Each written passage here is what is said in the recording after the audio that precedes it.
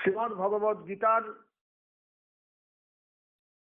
ধারাবাহিক আলোচনা আমাদের চলছেন এবং দীর্ঘদিন যাবৎ বাংলায় এইভাবে আলোচনা আছে কিনা আমি জানি না, আমার সেই অনুসন্ধানও হয়নি করা। তবু আমি একটু চেষ্টা নিলাম যাতে সাধারণ মানুষ যারা সংস্কৃত ভাষায় গীতার আলোচনা করতে ভয় পান, ইতস্তত বোধ করেন, তারা আশা করি বাংলার এই পর্যালোচনা তাদের কাছে খারাপ লাগবে না, ভালো লাগবে এবং তারা এইভাবে গীতার প্রতি একটু আকৃষ্ট হবেন। আসল মূল বিষয়টাই হলো গীতার প্রতি একটু আকৃষ্ট হওয়া। গীতা সমস্ত শাস্ত্রের একটা সারাংশ। ভারতবর্ষের তথা বিশ্বের মানুষের কাছে শ্রী ভগবানের একটা বিরাট দান। মহাভারতের অন্তর্গত হলেও গীতা একটা বিশেষ গ্রন্থ, যা সাধারণ মানুষের কাছে অত্যন্ত পরিচিত। ভারতের যে কোনো মানুষের কাছে যাবেন যারা সনাতন ধর্মাবলম্বী, তারা প্রত্যেকেই গীতাকে চেনেন, গীতাকে জানেন, গীতাকে উপলব্ধি করেন, কম হোক বেশি হোক গীতার প্রতি তাদের একটা শ্রদ্ধা বোধ আছে। মানুষ এখনো শ্রাদ্ধ বাসরে গীতা দান করেন, গুরুত্বপূর্ণ জায়গায় গীতা দান করেন, গুরুত্বপূর্ণ স্থানে গীতা পাঠ হয়, গীতার আলোচনা হয়, গীতাকে নিয়ে চর্চা হয়, গীতার শব্দের গভীরে যাওয়ার চেষ্টা করা হয়। এগুলো কিন্তু আজও দেখা যায়। যতই আমরা আধুনিক হই না কেন, যতই আমরা ভারতের প্রাচীনত্বকে এড়িয়ে চলবার চেষ্টা করি না কেন, তথাপি গীতার এই সার্বজনীনতা বা সর্বজনীনতা সত্যি আমাদের মুগ্ধ করে, বিস্মিত করে, আনন্দিত করে। গীতা সমস্ত পৃথিবী জুড়ে কিন্তু বিস্তৃত, পরিচিত। যারা অভারতীয় তারাও যে গীতা জানেন না তা নয়, তারাও গীতার সঙ্গে পরিচিত। যারা ভারতবর্ষ থেকে বহু দূরে আছেন, ভারতবর্ষের যে একটা আবহাওয়া, সেই আবহাওয়া তাদের গায়ে লাগে না, সেখান থেকে বহু দূরে, তারাও গীতার প্রতি শ্রদ্ধাশীল। কারণ গীতা অসাম্প্রদায়িক একটি গ্রন্থ। কোন সম্প্রদায়ের দিকে তাকিয়ে কোন সম্প্রদায়ের ভালো মন্দের কথা চিন্তা করে কিন্তু গীতার প্রকাশ হয়নি। গীতা স্বাভাবিকভাবে এসেছেন, গীতা মানুষের কল্যাণের জন্য এসেছেন, গীতা মানুষের জীবনকে আলোকিত করবার জন্য আবির্ভূত হয়েছেন। আমাদের জীবনটাকে আলোকিত করে তোলা দরকার। আলো আছে, কিন্তু আসল আলোটা কিন্তু আমরা জ্বালাতে জানি না। আসল আলো আমাদের জীবনে জ্বলে না অনেকেরই। আমরা অন্ধকারেই আসি, অন্ধকারেই চলে যাই। সেখানে গীতার এই সমস্ত শ্লোকের আলোচনা, গীতার বিভিন্ন বিষয়ের ওপর একটু দৃষ্টি দেওয়া, এটা আমাদের কর্তব্য। এইরকমই একটা হেতু পেছনে নিয়ে, বা এরকম একটা নয়, অনেকগুলো হেতু নিয়ে আমি গীতার আলোচনায় প্রবেশ করেছিলাম বা গীতার আলোচনায় বসেছিলাম। আমি জানি আমিও শেষ নই, আমার পরেও যদি কেউ আসেন পরবর্তীকালে, তিনিও গীতার আলোচনা করবেন আরো জীবন্তভাবে, বিস্তৃতভাবে, সুন্দরভাবে। কাজে এর কোনো শেষ নেই। আরো ভালো, আরো ভালো, আরো ভালো। ভালোর কি কখনো শেষ আছে? কখনোই শেষ নেই। যাই হোক, তবুও শ্রীমদ্ ভগবদ গীতা, গীতা জননী, তিনি যেটুকু কৃপা আমাকে করেছেন, যেটুকু দয়া তিনি আমার প্রতি রেখেছেন, যেটুকু করুণাময়ী দৃষ্টি তিনি আমাকে দান করেছেন, সেই সম্বল করেই আমার গীতার আলোচনায় প্রবেশ। এবং দীর্ঘদিন হয়ে গেল আমি একা নই, আমার পক্ষে সম্ভব ছিল না গীতার আলোচনাকে এইভাবে সর্বত্র ছড়িয়ে দেওয়া। আমার সঙ্গে যিনি আছেন, যিনি এই গীতার আলোচনাকে ধরছেন, ছাড়ছেন, আধুনিক বিজ্ঞানের সহায়তা নিয়ে সর্বত্র পৌঁছে দিচ্ছেন গীতার আলোচনা, তাকেও ধন্যবাদ দিতে হয় বারবার, প্রতি পদে পদে। কারণ তিনি না হলে বা তাকে না পেলে আমি এই গীতার আলোচনা দিতে পারতাম না, দেওয়া সম্ভব ছিল না। যাই হোক, এও গীতার করুণা, এও গীতার একান্ত কৃপা দৃষ্টির পরিণতি। গীতা আমাদের জীবনে প্রত্যেকের দরকার, প্রত্যেকের প্রয়োজন গীতার ভাবনায় ডুব দেওয়া, গীতার আলোচনায় নিমগ্ন হওয়া, গীতার জ্ঞানকে গ্রহণ করা জীবনে, গীতার ধারণাকে অনুভব করা জীবনে, এগুলো আমাদের দরকার জীবনে। একটা মনুষ্য জীবনের পরিণতি বা পরিপূর্ণতা তখনই ঠিক ঠিক আসে যখন গীতার ভাবনায় মানুষ জারিত হয়, গীতার ভাবনায় মানুষ পরিপূর্ণতা লাভ করে।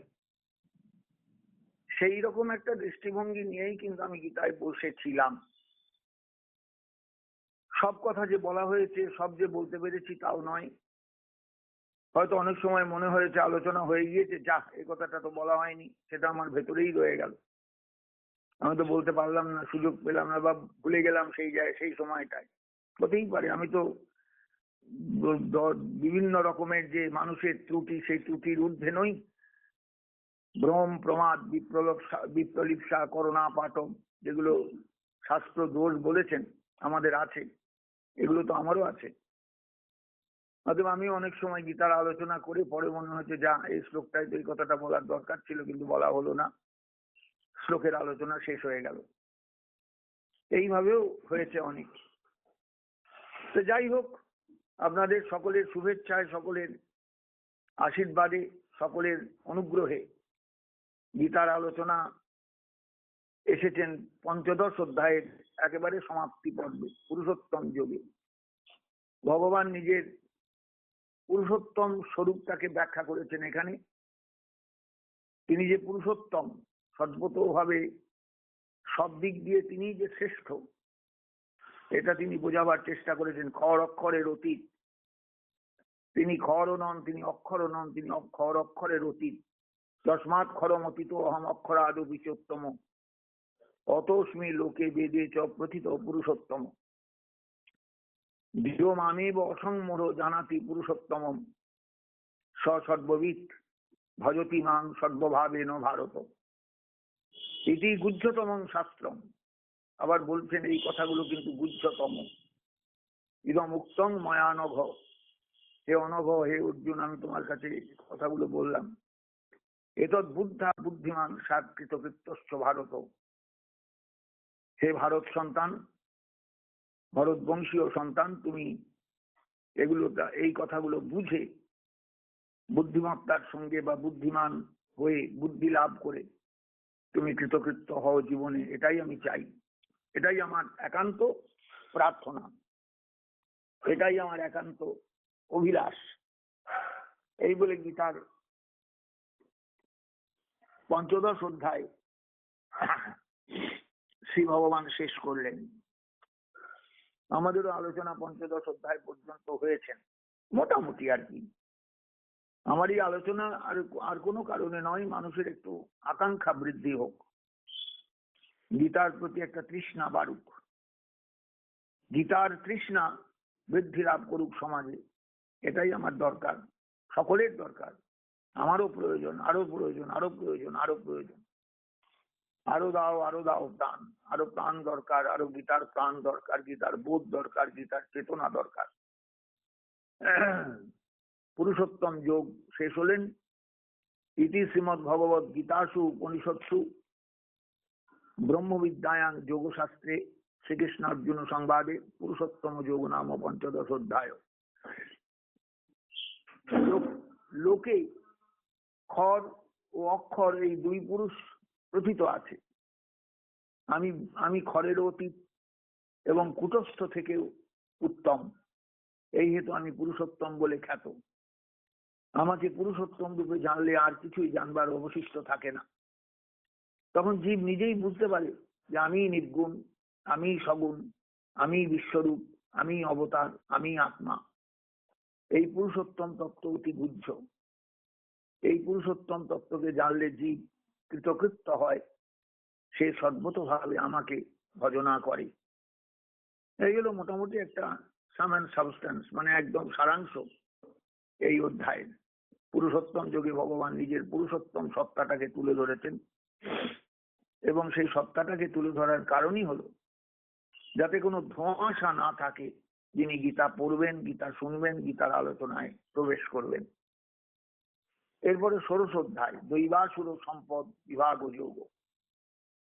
এই সংসারে সম্পদ দুরকম, একটা দৈবী সম্পদ, একটা আসুরী সম্পদ। দৈবী সম্পদ যা মানুষের জীবনকে আলোকিত করে, আর আসুরী সম্পদ যা মানুষের জীবনকে অন্ধকারে ডুবিয়ে দেয়। দুটোই সম্পদ, দৈবাসুর সম্পদ বিভাগ যোগ। ভগবান কিন্তু এখানে অর্জুনের দিক থেকে কোনো প্রশ্নের অপেক্ষা করলেন না, ষোড়শ অধ্যায় চলে এলেন। পুরুষোত্তম যোগের আলোচনার সঙ্গে সঙ্গে আমি পুরুষোত্তম, আমি যে কথা বলি সে কথা ভালো করে খেয়াল করো অর্জুন। আমি এইবার তোমায় যে কথা বলছি সে কথাটা খুব গুরুত্বপূর্ণ। দৈবী সম্পদ এবং আসুরী সম্পদকে ভালো করে চিনে রাখো জগতে। মানুষের জীবনে দৈবী সম্পদের প্রয়োজন আছে, আসুরী সম্পদ নয়। আসুরী সম্পদের অর্জন সবাই করতে চায়। আসুরী সম্পদ দিয়ে সে জগৎ জয় করতে চায়, জগতের মানুষকে কিনে ফেলতে চায়, সবাইকে দাবিয়ে রাখতে চায়, নিজে মাথা তুলতে চায়। এগুলো হলো আসুরী সম্পদের ক্রিয়া। আর দৈবী সম্পদ মানুষকে ঈশ্বর অভিমুখে নিয়ে যায়, ঈশ্বর অভিমুখে ঠেলে দেয়। এই জগতের মূলে যিনি আছেন, যাকে ধরা যায় না, ছোঁয়া যায় না, পাওয়া যায় না, দেখা যায় না, সেই তত্ত্বের, সেই বস্তুর অনুভব এই দৈবী যে সম্পদ, সেই সম্পদ অর্জন করলে তবে মানুষ বুঝতে পারে যে সংসারের মধ্যে ঈশ্বর কিভাবে আছেন। সবকিছুর মধ্যে, জলে স্থলে অন্তরিক্ষে সর্বত্র তার অবস্থানটা কেমন, কিভাবে তিনি থাকেন, সেই বস্তুর পরিচয়, পরিচিতি, এটা মানুষের কাছে জ্ঞাত হয় যদি দৈবী সম্পদ সে অর্জন করতে পারে। জীবনে আসুরী সম্পদ নয়, দৈবী সম্পদ অর্জনের দরকার। আমরা যে যেখানে আছি, যে যদ্রূপে আছি, আমাদের প্রত্যেকের কর্তব্য দৈবী সম্পদ অর্জনের চিন্তা করা। আমার জীবনে আমি যে কটা দিন বাঁচবো, যে কটা দিন থাকবো, এই দেহ নিয়ে যে কটা দিন আছি, আমার যেন দৈবী সম্পদ অর্জিত হয়, আসুরী সম্পদ নয়। সবাই কিন্তু আসুরী সম্পদের দিকে ছোটে, সবাই আসুরী সম্পদের জন্য চিন্তা করে। আমার শক্তি হবে, আমার শক্তি বৃদ্ধি হবে, সবারই উপরে আমি নিজের একটা ক্ষমতা প্রয়োগ করব, ক্ষমতা প্রয়োগ করে চলবো, এইরকম চিন্তাটা সবাই করে। কিন্তু সেই আসুরী সম্পদটা মানুষের জীবনে কখনোই কল্যাণকর নয়। কল্যাণকর হলো দৈবী সম্পদ। ভগবান ষোড়শ অধ্যায়ে এসে অর্জুনের দিক থেকে কোনো প্রশ্নের অপেক্ষা না করে দৈবাসুর সম্পদ বিভাগ যোগ এই অধ্যায়ে বলতে আরম্ভ করলেন, এই আলোচনা রাখতে আরম্ভ করলেন। দৈবাসুর সম্পদ বিভাগ যোগ, দৈব এবং আসুরী সম্পদ, দৈবী এবং আসুরী সম্পদ। এই জগতে সম্পদ দুরকম। একটা হলো দৈবী সম্পদ, যা মানুষকে দেবত্ব দান করে, ঈশ্বরত্বের অনুভব জাগিয়ে দেয় ভেতরে, সর্বদার জন্য তার ভেতরে একটা চেতনা রাখে, চেতনা এনে দেয় যে না, এটা নয়, এটা কর্তব্য নয়, এটা কর্তব্য। সেটা হলো দৈবী সম্পদ। আর আসুরী সম্পদ মানুষকে সবকিছু ভুলিয়ে সব গোলমাল পাকিয়ে দিতে চায়, তার কর্তৃত্ব, তার ঈশ্বরত্ব ফোটাতে চায়। আমি সব, আমি সব, আমি সব, আমি যা করব সেটাই ঠিক হবে, আমি যা বলবো সেটাই ঠিক, আমি যা বলবো সেটাই ঠিক, খবরদার এর বাইরে যেও না। এই যে নানা রকমের সমাজের বিভিন্ন মানুষের মধ্যে যে আমরা আচরণগুলো দেখি, নিজের মধ্যেও দেখি, এগুলো সব সময় দেখবেন দৈবী এবং আসুরি সম্পদের একটা টক্কর লেগে চলেছে। কখনো দৈবী সম্পদ একটু মাথাচাড়া দেয়, কখনো দৈবী সম্পদকে চাপা দিয়ে আসুরি সম্পদ মাথাচাড়া দিয়ে ওঠে। এই আসুরি সম্পদ যদি মাথাচাড়া দেয় তাহলে বিপদ। পক্ষান্তরে দৈবী সম্পদ যদি মানুষ অর্জন করতে পারে বা শেখে বা এগিয়ে চলে দৈবী সম্পদের পথে, দৈবী সম্পদ অর্জনের পথে, তাহলেই কল্যাণ তার। আর ব্যক্তি কল্যাণ মানে ধীরে ধীরে সমষ্টির কল্যাণ। এক এক ব্যক্তি কল্যাণ লাভ করলে সমাজই কল্যাণের দ্বারা পরিপূর্ণ হবে, সমাজ কল্যাণময় হয়ে উঠবে। এই জন্য দৈবী সম্পদ এবং আসুরি সম্পদের একটা বিভাগ নিয়ে আলোচনা করতেন ভগবান। দৈবী সম্পদ কি করতে পারে, আসুরি সম্পদ কি করতে পারে। অর্জুনের কাছ থেকে কোনো প্রশ্নের অপেক্ষা ভগবান করেননি। এর আগে শুধু তিনি বলেছেন আমি পুরুষোত্তম, এই পুরুষোত্তম তত্ত্বরূপে নিজেকে স্থাপন করেছেন। আমাকে পুরুষোত্তম রূপে জানলে আর কিছুই জানবার বাকি থাকে না। তখন জীব বুঝতে পারে যে আমি নির্গুণ, আমি সগুণ, আমি বিশ্বরূপ, আমি অবতার, আমি আত্মা। এই পুরুষোত্তম তত্ত্ব অতি গুহ্য। এই পুরুষোত্তম তত্ত্বকে জানলে জীব কৃতকৃতার্থ হয়। সে সদ্ভতভাবে ঈশ্বরকে ভজনা করতে পারে, ভজনা করতে শেখে, ভজনার জন্য প্রস্তুত হয়। আমাদের এই পুরুষোত্তম তত্ত্বের আলোচনা শেষ হয়েছে। এইবার আমরা দৈবাসুর সম্পদ বিভাগ যোগের দিকে যাচ্ছি। গোবিন্দ অর্জুনের কাছ থেকে কোনো প্রশ্ন চাননি, অথবা অর্জুন প্রশ্ন করে উঠতে পারেননি। তিনি নিজেই বলতে আরম্ভ করেছেন, শ্রী ভগবান উবাচ অভয়ং সত্য সংশুদ্ধি জ্ঞান যোগ ব্যবস্থিতি দানং দমশ্চ যজ্ঞশ্চ সাধ্যায় স্তপ আর্যবম অহিংসা সত্যম অক্রোধ ত্যাগ শান্তির অপৈশুনম দয়া ভূতেষু অললুপত্তম ভূতেষলুপত্তম মার্জবম হি রচাপলম তেজ ক্ষমা ধৃতি শৌচ মদ্রোহ নাতিমানিতা ভবন্তি সম্পদম দৈবীম অভিজাতস্য পাণ্ডব অভিজাতস্য ভারত। ভারত সম্বোধন করছেন ভারত বংশের সন্তান বলে। একদম 3 নম্বর শ্লোকে গিয়ে তিনি সম্বোধন করে ক্রিয়াপদ দিয়ে শেষ করলেন তার বক্তব্য। অভয়ং সত্য সংশুদ্ধি জ্ঞান যোগ ব্যবস্থিতি দানং দমশ্চ যজ্ঞশ্চ সাধ্যায় স্তপ আর্যবং অহিংসা সত্যম অক্রোধ ত্যাগ শান্তির অপৈশুনম দয়া ভূতেষু অললুপস্তম মার্দ্রবং হি রচাপলম তেজ ক্ষমা ধৃতি শৌচম অদ্রোহ নাতিমানিতা ভবন্তি সম্পদং দৈবীম অভিজাতস্য পাণ্ডব। একদম 3টে শ্লোকের একসঙ্গে অন্বয় করতে হবে, অন্বয় করে তবে অর্থ যেতে হবে। আমি বাংলাটা আপনাদের শোনাই। দৈবী সম্পদ বর্ণন, দৈবী প্রকৃতির 26টা গুণ,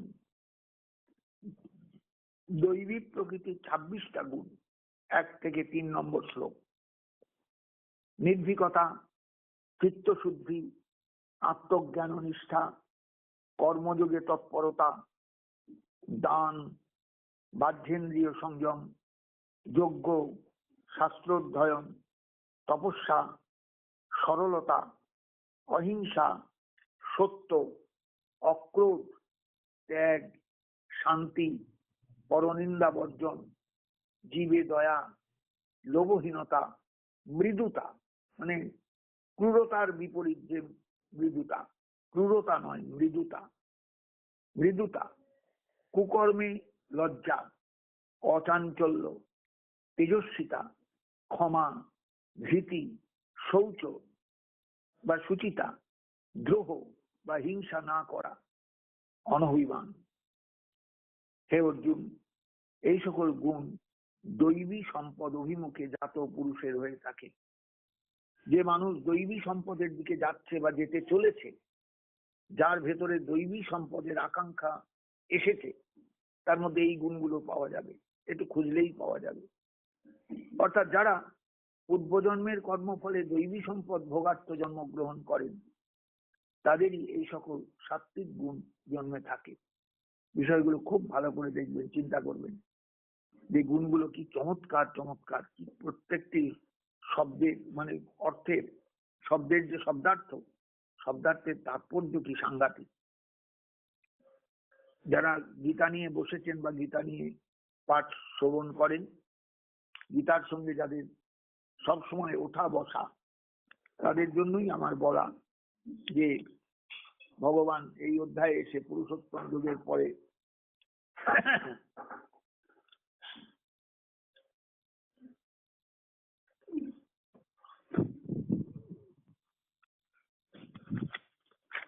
দৈবাসুর সম্পদ বিভাগ যোগে এসে অর্জুনের দিক থেকে কোনো প্রশ্নের অপেক্ষা রাখলেন না।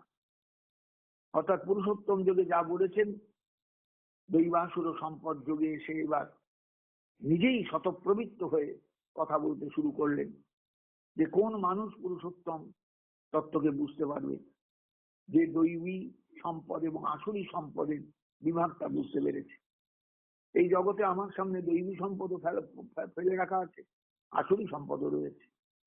সাধারণ মানুষ আসুরি সম্পদের দিকেই ঝুঁকে যাবে, কিন্তু যিনি একটু আলাদা প্রকৃতি, যিনি গুরু কৃপা লাভ করেছেন, যিনি মহৎ কৃপা লাভ করেছেন, যিনি ঈশ্বর কৃপা লাভ করেছেন বা লাভ করে এসেছেন জগতে কিছুটা, তিনি দৈবী সম্পদের দিকে যাবেন।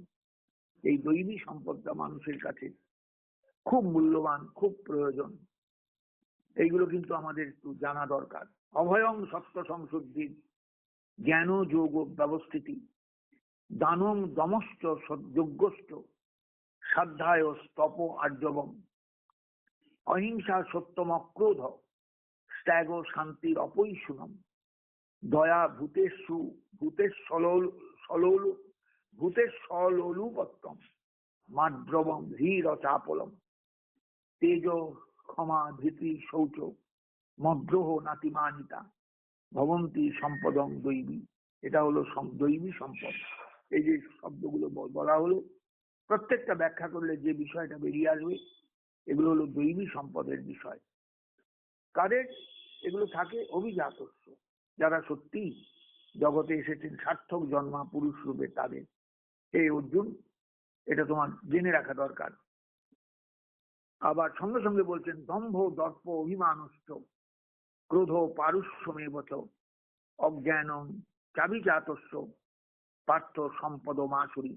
আর আসুরি সম্পদ হলো দম্ভ দর্প অভিমান ক্রোধ পারুষ্য, অত্যন্ত মানে যাকে বলা যায়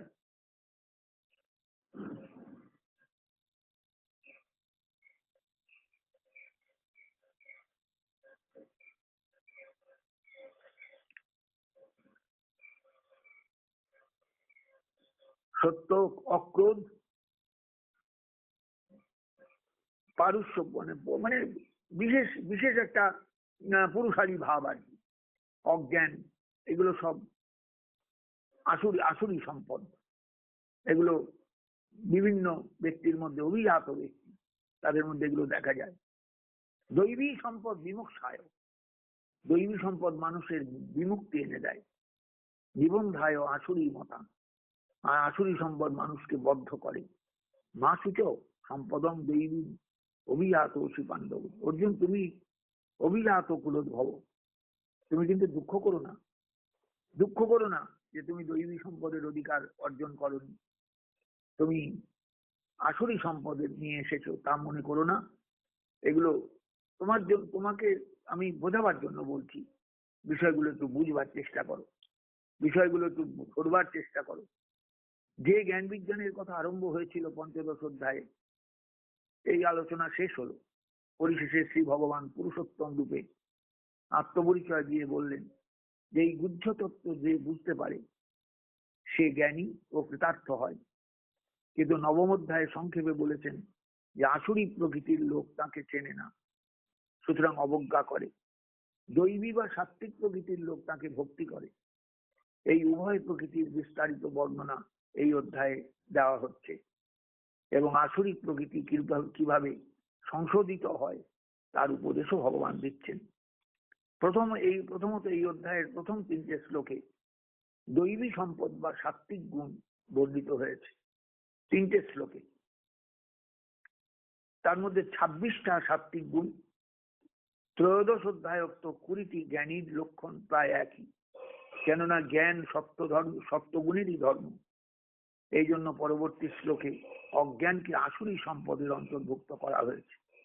অর্থাৎ অধ্যায় পড়তে পড়তে এগুলো যেন মানুষের প্রত্যেকের খেয়াল হয়, এই জন্য আমি কথাগুলো বলে যাচ্ছি।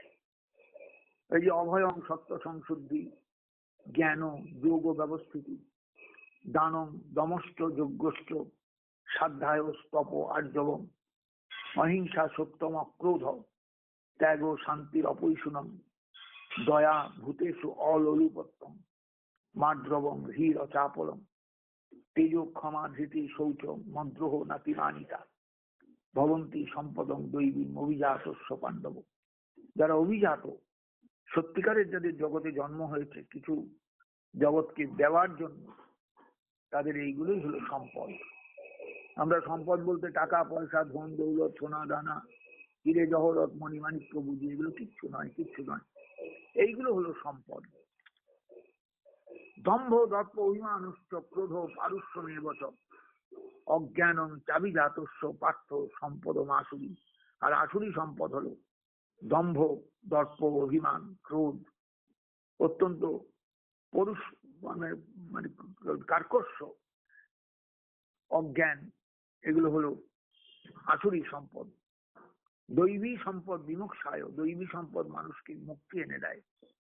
নিবন্ধায় আসুরি মত, আসুরি সম্পদ বদ্ধ করে।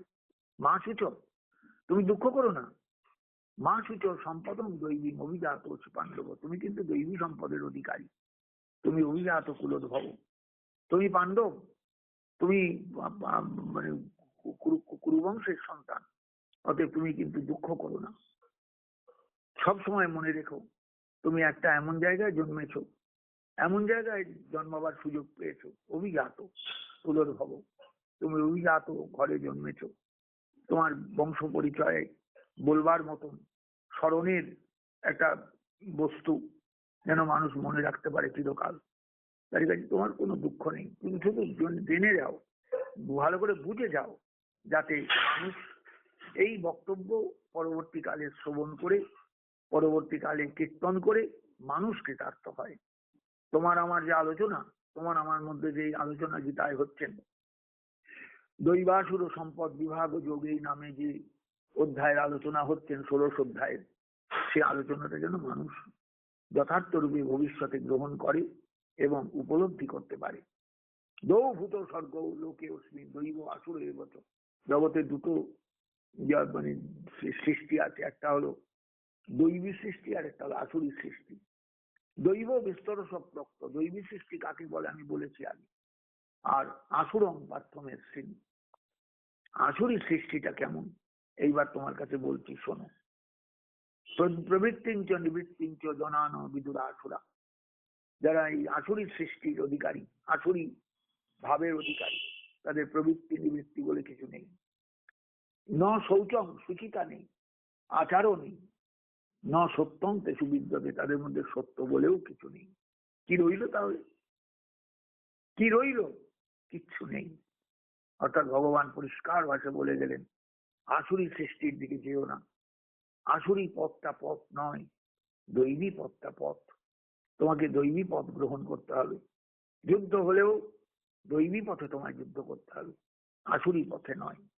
আসুরি পথ অসুরের জন্য, তুমি তো অসুর নও, তুমি তো সত্যিকারের মানুষ, তুমি তো আমার প্রিয়জন। অতএব আমার প্রিয়জন কেন অসুর হবে? অতএব তুমি সাবধান, তুমি বিষয়টা ভালো করে বুঝবে। দৌভূত স্বর্গ লোকে অস্মিন দৈব আসুর দৈবচ, দৈব বিস্তর সপ্রক্ত। আমি দৈবী সৃষ্টির কথা অনেক বলেছি। আর আসুরং পার্থমের শ্রেণী, আসুরি সৃষ্টি কাকে বলে, আসুরি পন্থা কাকে বলে, এবার তোমায় বলছি, শোনো। আশা করি যারা শুনছেন গীতার আলোচনা, দৈবাসুর সম্পদ বিভাগ যোগের একেবারে প্রথমের আলোচনা, তারা উপলব্ধি করতে পারছেন ভগবানের আসল উদ্দেশ্যটা কি। অর্জুনকে সামনে রেখে জগৎবাসীর কাছে দৈবী পথ এবং আসুরি পথ দুটোর বিভাজন রেখা বুঝিয়ে দেওয়া, দুটোর মধ্যে তফাৎ কতখানি সেটাও ধরিয়ে দেওয়া, এটাই হলো গোবিন্দের করুণা।